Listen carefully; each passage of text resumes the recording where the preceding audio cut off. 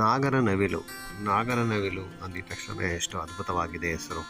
ಯಾಕಂದರೆ ನಾಗರ ಮತ್ತು ನವಿಲು ಎರಡೂ ಒಂದೇ ಕಡೆ ಇರಲ್ಲ, ಮತ್ತು ಅದು ಹೆಸರು ಕೇಳಿದ್ರೇ ಒಂದು ಅದ್ಭುತವಾಗಿದೆ. ಆ ಥರ ಪ್ಲೇಸ್ಗೆ ನಾನು ಇವತ್ತು ನಿಮ್ಮನ್ನ ಕರ್ಕೊಂಡು ಹೋಗ್ತಾ ಇದ್ದೀನಿ. ಇದು ಎಲ್ಲಿಪ್ಪ ಅಂದರೆ ತಿಟ್ಟೂರು ಹತ್ರ ಇರೋ ನಾಗರನವಿಲು ದೇವಸ್ಥಾನಕ್ಕೆ ಕರ್ಕೊಂಡು ಹೋಗ್ತಾ ಇದ್ದೀನಿ. ಇದು ಒಂದು ತುಂಬ ಹಳೆಯ ದೇವಸ್ಥಾನ. ಸೊ ನಾವು ಅಲ್ಲಿಗೆ ಹೋಗ್ತಾ ಇದ್ದೀವಿ, ನಿಮ್ಮನ್ನು ಕರ್ಕೊಂಡು ಹೋಗ್ತಾ ಇದ್ದೀನಿ, ಬನ್ನಿ.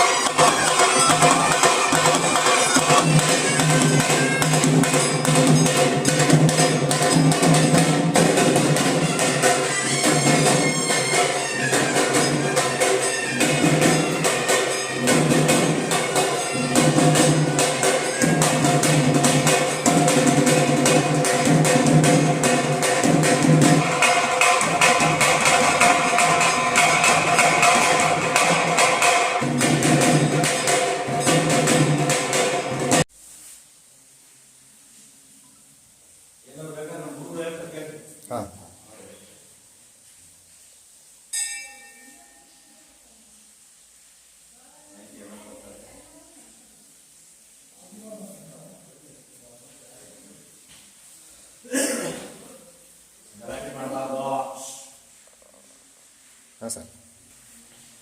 ಶ್ರೀ ಗುರುಭ್ಯೋ ನಮಃ. ನಮಸ್ತೆ ಜಗದಾಧಾರ, ನಮಸ್ತೆ ಕರುಣಾಕರ, ನಮಸ್ತೆ ಪಾರ್ವತೀನಾಥ, ನಾಗೇಶ್ವರ ನಮಸ್ತುತೆ. ಶ್ರೀ ಕ್ಷೇತ್ರ ನಾಗರನಗರ, ಹಾಸನ ಜಿಲ್ಲೆ, ಚನ್ನರಾಯಪಟ್ಟಣ ತಾಲೂಕು, ಬಾಗಲಕೋಟೆ. ಶ್ರೀ ನಗರ ನಾಗೇಶ್ವರ ಸ್ವಾಮಿಯವರ ದಿವ್ಯ ಕ್ಷೇತ್ರ, ಉದ್ಭವ ಮೂರ್ತಿ.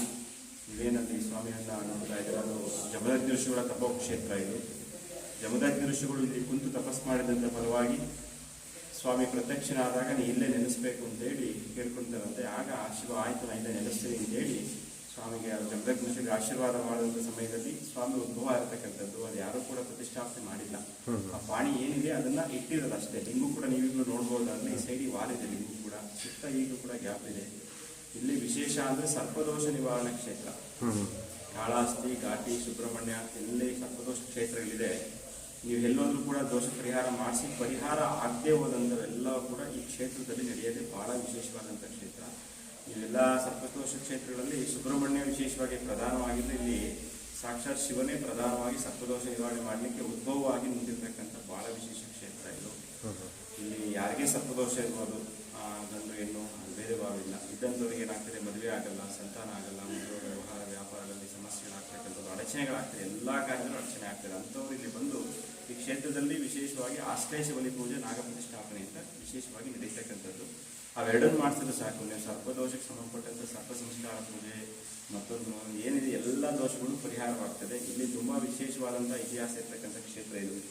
ಇದು ಹೊಯ್ಸಳರ ಕಾಲದಲ್ಲಿ ಆಗಿರ್ತಕ್ಕಂಥ ಸಂಪೂರ್ಣ ದೇವಸ್ಥಾನ. ಹೊಯ್ಸಳರ ಮನೆ ದೇವರು ಬಂದು ಚೆನ್ನಕೇಶ್ವರ. ನೀವು ಒಂದು ಎದುರುಗಡೆ ಅಲ್ಲಿ ತೋರಿಸ್ತಾರೆ. ನೆಕ್ಸ್ಟ್ ಚೆನ್ನಕೇಶ್ವರರು ಕೂಡ ಅಲ್ಲಿ ಪ್ರತಿಷ್ಠಾಪನೆ ಮಾಡಿದ್ದಾರೆ. ಹೊಯ್ಸಳರು ಇಲ್ಲಿ ದೇವಸ್ಥಾನ ಕಟ್ಟಿದಂಥ ನೆನಪಿಗೋಸ್ಕರ ಅವರ ಮನೆದೇವರಾದಂಥ ಚೆನ್ನಕೇಶ್ವರರು ಕೂಡ ಇಲ್ಲಿ ಪ್ರತಿಷ್ಠಾಪನೆ ಮಾಡಿದ್ದಾರೆ.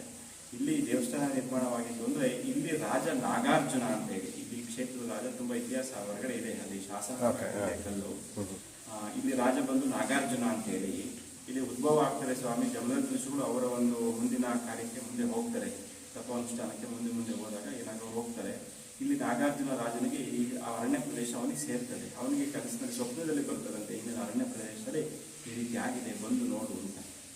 ಅದಕ್ಕಿಂತ ಮುಂಚೆ ಏನಾಗಿರ್ತದೆ, ಹಿಂದಿನ ಕಾಲದಲ್ಲೆಲ್ಲ ಮುತ್ತಿನ ವ್ಯಾಪಾರಕ್ಕೆ ಮತ್ತೆ ಇನ್ನೊಂದು ವ್ಯಾಪಾರಸ್ಥರೆಲ್ಲ ಗಾಡಿಯಲ್ಲಿ ಎತ್ತಿನ ಗಾಡಿಯಲ್ಲೇ ಬರ್ತಾ ಇದ್ದಾರೆ. ಅವಾಗ ಬಂದಾಗ ಏನ್ ಮಾಡ್ತಾರೆ, ಇದು ದೊಡ್ಡ ಅರಣ್ಯ, ಅವಾಗ ತಾನೇ ಉದ್ಭವ ಆಗಿರ್ತದೆ ಸ್ವಾಮಿ.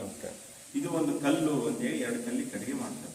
ಆಗೇನಾಗ್ತದೆ, ಆ ಸ್ವಾಮಿ ನೆತ್ತಿ ಸಿಡಿದು ಅನ್ನ ಎಲ್ಲ ರಕ್ತಮಯವಾಗಿ ಹರಿಯುತ್ತೆ. ಆಗ ನಾಗಾರ್ಜುನನಿಗೆ ಸ್ವಪ್ನದಲ್ಲಿ ಬರ್ತೀರಿ, ಹಿಂಗಾಗಿದೆ, ಬಂದು ನೋಡು ಅಂತೇಳಿ ಅವನು ಬಂದು ಪರಿಶೀಲನೆ ಮಾಡಿದಾಗ ಇಲ್ಲಿ ಸ್ವಾಮಿನ ಕಾಣ್ತಾನೆ. ಅದಕ್ಕೆ ಗರ್ಭಗುಡಿಯನ್ನು ಕಟ್ಟಿಸ್ತಾರೆ. ಮಿಕ್ಕಿದೆಲ್ಲ ದೇವಸ್ಥಾನ ಸಂಪೂರ್ಣ ಹೊಯ್ಸಳರ ಕಾಲ ಆಗಿರ್ತಕ್ಕಂಥದ್ದು ಅಂತೇಳಿ ಇತಿಹಾಸನೂ ಕೂಡ ಇಲ್ಲಿದೆ. ಇಲ್ಲಿ ಊರ ಹೆಸರು, ಮೊನ್ನೆ ಹೆಸರು ಉರುಗ ಮಯೂರಾಪುರ ಅಂತ. ಬಿಟ್ವೀನ್ ನಾಗರನಗರ ಎರಡು ಒಂದೇ. ಉರುಗ ಅಂದ್ರೆ ಅವು, ಮಯೂರ ಅಂದ್ರೆ ನವಿಲು.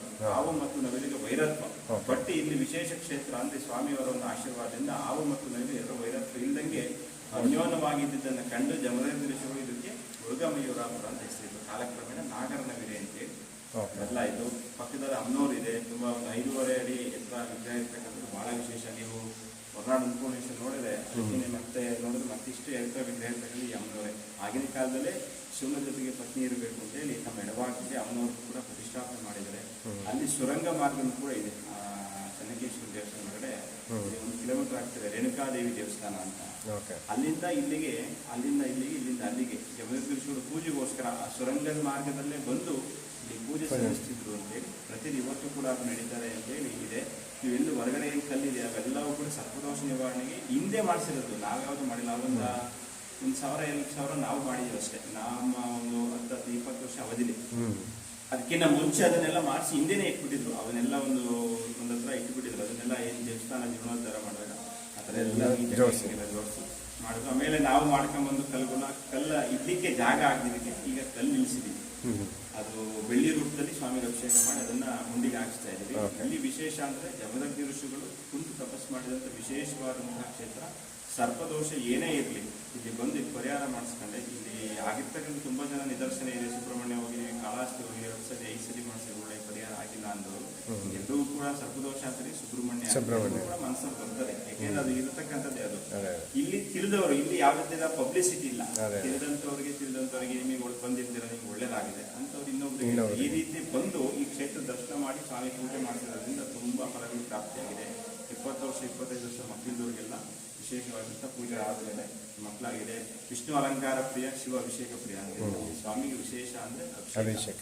ಸ್ವಾಮಿಗೆ ನೀವೆಲ್ಲ ಮಕ್ಕಳು ಫಲ ಈ ದೋಷ ಇದ್ದವರು ಮಾಡಿಸಿ ಪಾಪ ಇಲ್ಲಿ ಸನ್ನಿಧಾನಕ್ಕೆ ಅಭಿಷೇಕ ಮಾಡಿ ನಾಮಕರಣ ಮಾಡಿ ಮುಡಿ ಕೊಡ್ತೀನಿ ಅಂತ ಅರಸ್ಕೋಬೇಕು. ಇಲ್ಲೇ ಭಾಳ ವಿಶೇಷ ಅದು. ಮುಡಿ ಕೊಟ್ಟು ಅಭಿಷೇಕ ಮಾಡ್ತೀನಿ ಅಂತ ಅರಸ್ಕೊಂಡ್ರೆ ಸಂತಾನ ಆಗುತ್ತೆ. ದೋಷ ಇಲ್ಲ, ಅವ್ರೇನು ಮಾಡಬೇಕು, ಬರೀ ಸಂಕಲ್ಪ ಮಾಡಿದ್ರೆ ಸಾಕು, ಅವ್ರಿಗೆ ಆಗ್ತಾರೆ. ಇನ್ನು ಮದುವೆ ಬಂದವರು ಅಷ್ಟೇ, ದೋಷ ಇದ್ದರೆ ಪೂಜೆ ಮಾಡಿಸ್ಬೇಕು ಅಷ್ಟೇ.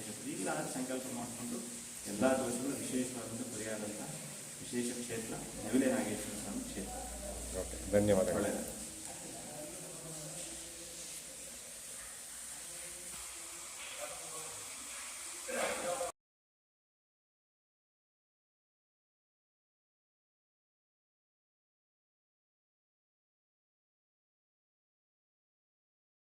ಸರ್, ಇಲ್ಲಿ ವಿಶೇಷ ಅಂದರೆ ಮಜ್ಜನ ಬಾವಿ ಅಂತ ಹೇಳಿ ಕರಿತೀವಿ ನಾವು. ಸ್ವಾಮಿಗೆ ಯಾವುದೇ ಅಭಿಷೇಕ ಪೂಜೆ ಮಾಡಲಿಕ್ಕೆ ನಮ್ಮದು ಮಜ್ಜನ ಬಾವಿ ನೀರನ್ನೇ ಸ್ವಾಮಿಗೆ ಉಪಯೋಗಿಸ್ತಕ್ಕಂಥದ್ದು. ಇಲ್ಲಿ ಸರ್ಪದೋಷ ಇದ್ದಂಥವ್ರು ಪೂಜೆ ಮಾಡಿಸೋರು ಯಾರೇ ಇದ್ದರೂ ಕೂಡ ಪೂಜೆ ಆದ ನಂತರ ಇಲ್ಲಿ ಸ್ವಾಮಿಗೆ ಏನು ನೀರನ್ನು ಉಪಯೋಗಿಸಿ ಅದೇ ನೀರನ್ನು ಅಲ್ಲಿ ಮಜ್ಜನ ಬಾವಿ ಅಂತ ಕರಿತಾರೆ. ಅದನ್ನು ನೀರು ಬಂದಂಥವ್ರಿಗೆ ಹಾಕ್ತೀವಿ. ಏನು ದೋಷ ಇಲ್ಲ ಅಂತ ಬಂದವರು 3 ಸರಿ ನೀರು ಹಾಕ್ಸ್ಕೋಬೇಕು. ಆ ಪೂಜೆ ಯಾರು ಮಾಡಿಸಿ 3 ಸರಿ ನೀರು ಹಾಕ್ಸ್ಕೊಂಡ್ರೆ ಮಕ್ಕಳು ಫಲ ಇದ್ದಂಥವ್ರು, ಮದುವೆ, ಸಂತಾನ, ವ್ಯವಹಾರ ಯಾವುದೇ ದೋಷಗಳಿದ್ರೆ ಇಲ್ಲಿ ವಿಶೇಷವಾಗಿ ನೀರು ಹಾಕ್ಕೊಳ್ಳೋದ್ರಿಂದ ಪರಿಹಾರ ಆಗುತ್ತೆ. ಇನ್ನೂ ಏನು ಅಂದ್ರೆ ಸರ್ಪದೋಷ ಇದ್ದಂಥವ್ರು ಮತ್ತೆ ಉಂಡು ನಾಗರ ಅಂತ ಆಗ್ತಾರೆ, ಸರ್ಪ ಸುತ್ತು ನಾಗರಾಗಿದೆ ಅಂತ ಕರೀತಾರೆ. ಅದರಿಂದ ನಾವು ಆಸ್ಪತ್ರೆ ತೋರಿಸಿ ಜಾಸ್ತಿ ಆಗುತ್ತೆ. ಇಲ್ಲಿ ಬಂದು ಬಾವಿನ ನೀರು ಹಾಕ್ಸ್ಕೊಂಡು ಗಂಧ ಉದ್ದನ್ನು 2 ಕೊಡ್ತೀವಿ. ಅದನ್ನು ಹಚ್ಚಿದ್ರೆ ಮಡಿಯಿಂದ ಹಚ್ಬೇಕು. ನೀಟಾಗಿ ಮಡಿಯಿಂದ 11 ದಿವಸ 21 ದಿವಸ ನೀಟಾಗಿ ಹಚ್ಚಿದ್ರೆ ಅದೇನೇ ಇದೆ ಎಂಥದೇ ಸರ್ಪ ಸುತ್ತಿರ್ಲಿ, ಸರ್ಪ ಉಂಡಿರ್ಲಿ, ನೀವು ಅದೆಲ್ಲ ಕೂಡ ಕಂಪ್ಲೀಟ್ ಕ್ಲಿಯರ್ ಆಗ್ತದೆ. ಇಲ್ಲಿ ಯಾವ್ದಾರ ತಪ್ಪು ಮಾಡಕ ಬಂದ್ರೆ ಇವತ್ತು ಕೂಡ ಅದು ಸರ್ಪ ಬೀಳ್ತದೆ ಅದು ನೀರೊಳಗಡೆ ಅಂತ ಹೇಳಿ ಅದು ಒಂದು ವಾಡಿಕೆ. ಯಾರಾದರೂ ತಪ್ಪು ಮಾಡ್ಕ ಬಂದ್ರೆ ಊಟ ಬಂದವ್ರೆ ಆ ಥರ ಬಂದ್ರೆ ಸರ್ಪ ಇವು ಕೂಡ ಬೀಳ್ತದೆ. ಅದನ್ನ ಕುಕ್ಕೆ ಬಿಟ್ಟು ಎತ್ತೀವಿ, ಅದು ಪದ್ಧತಿ. ಆ ರೀತಿ ವಿಶೇಷವಾಗಿರ್ತಕ್ಕಂಥದ್ದು ಈ ಜಾತಿಯಲ್ಲಿ ಸ್ವಾಮಿಗೆ ವಿಶೇಷವಾಗಿ ಜಾತ್ರೆ ನಡೀತದೆ. ಇದು ಯಾವಾಗ ನಡೀತದೆ ಅಂದ್ರೆ ಯುಗಾದಿ ಆದ 11 ದಿವಸಕ್ಕೆ ಇಲ್ಲ 15 ದಿವಸಕ್ಕೆ ಮಕ ನಕ್ಷತ್ರ ಯಾವತ್ತು ಬರ್ತದೆ ಅವತ್ತೇ ಸ್ವಾಮಿ ರಥೋತ್ಸವ ಆಗಬೇಕು. ಒಂದು ವಾರ ಪರ್ಯಂತ ಜಾತ್ರೆ ಎಲ್ಲ ನಡೀತದೆ. ಕಲ್ಯಾಣೋತ್ಸವ, ಸ್ವಾಮಿಗೆ ರಥೋತ್ಸವ, ಅಂಬಾರಿ ಉತ್ಸವ, ಪ್ರತಿಯೊಂದು ಬಹಳ ವಿಶೇಷವಾಗಿ ಸರ್ಪದೋಷ ನಡೀತದೆ. ಆಮೇಲೆ ಇನ್ನೂ ವಿಶೇಷ ಅಂದ್ರೆ ಬೆಳ್ಳಿ ಮೈಲಿ ಗಂಟಾಗಿರ್ತದೆ. ಸ್ಕಿನ್ ಪ್ರಾಬ್ಲಮ್ ತುಂಬಾ ವಿಶೇಷ ಇದೆ. ಸ್ಕಿನ್ ಪ್ರಾಬ್ಲಮ್ ಇದ್ದಂಥವ್ರಿಗೆ ಬಾವಿ ನೀರು ಹಾಕ್ಸ್ಕೊಂಡು ಗಂಧ ಉದ್ದುಕೊಂಡು ಹಚ್ಚಿದ್ರೆ ಸಾಕು. ಅದಾದ ದೋಷ ಇದ್ರೆ ಏನಾಗುತ್ತೆ, ಸರ್ಪದೋಷ ಇದ್ದಂಥವ್ರಿಗೆ ಮತ್ತೆ ನಾಗರ ಸುತ್ತ ಅವೇನಾಗಿದ್ರೆ ಆಸ್ಪತ್ರೆ ತೋರಿಸಿದ್ರೆ ಅದು ಜಾಸ್ತಿ ಆಗೇ ಆಗುತ್ತೆ. ಅದು ಸಿಂಟಮ್ಸ್ ಅಂಥವ್ರು ಇಲ್ಲಿ ಬಂದ್ರೆ ನೀರು ಹಾಕ್ಸ್ಕೊಂಡು ಗಂಧ ಉದ್ದುಕೊಂಡು ಹಚ್ಚಿದ್ರೆ ಸಾಕು, ಕಂಪ್ಲೀಟ್ ಕ್ಲಿಯರ್ ಆಗುತ್ತೆ.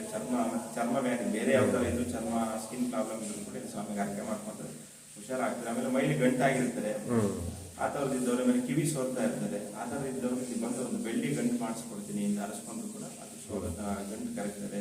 ಬೆಳ್ಳಿ ಕಿವಿ ಮಾಡಿಸ್ಕೊಡ್ತೀನಪ್ಪ ಅಂತ ಅರಸ್ಕೊಂಡ್ರೆ ಅದು ಕೂಡ ಕಿವಿ ಸೋರ ನಿಂತದೆ. ಏನೇ ಅರಕೆಯಲ್ಲಿ ವಿಶೇಷವಾಗಿ ಸ್ವಾಮಿ ಸಂಕಲ್ಪ ಮಾಡಿಕೊಂಡು ಸ್ವಾಮಿ ಪ್ರಾರ್ಥನೆ ಮಾಡಿದ್ರೆ ಖಂಡಿತ ನಿಮಗೆ ಎಲ್ಲ ಫಲ ಪ್ರಾರ್ಥನೆ ಆಗ್ತದೆ.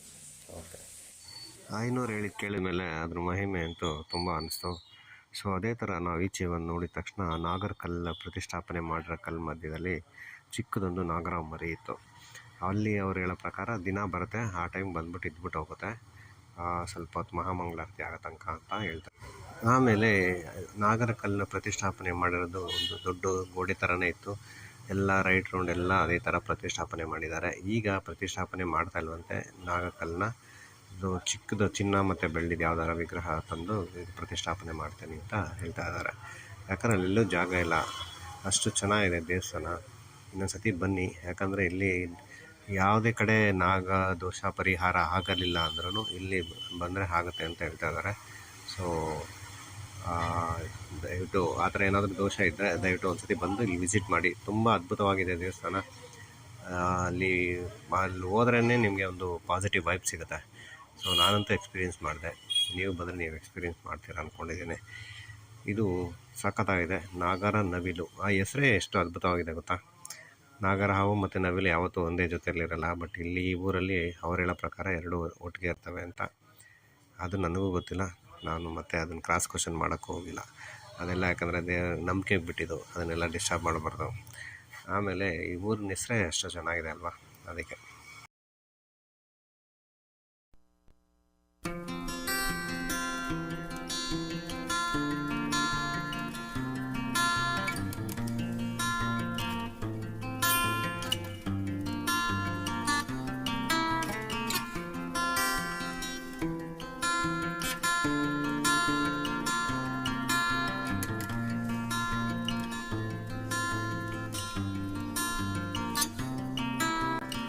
ಇಲ್ಲಿ ಸ್ಕಿನ್ ಇನ್ಫೆಕ್ಷನ್ಸ್ ಏನಾದರೂ ಇದ್ದರೆ ಐನೂರನ್ನ ಕೇಳಿದ್ರೆ ಅಲ್ಲಿ ಉತ್ತದ ಮಣ್ಣು ಕೊಡ್ತಾರೆ, ಅದ್ರ ಜೊತೆ ಗಂಧನೂ ಕೊಡ್ತಾರೆ. ಅದನ್ನು ತಗೊಂಬಂದು ಮನೇಲಿ ಪಚ್ಚ ಕರ್ಪೂರ ಜೊತೆ ಮಿಕ್ಸ್ ಮಾಡಿ ಹಚ್ಚೋದ್ರಿಂದ ಅದು ಬೇಗ ಕ್ಯೂರ್ ಆಗುತ್ತೆ ಅಂತ ಹೇಳ್ತಾಯಿದ್ರು.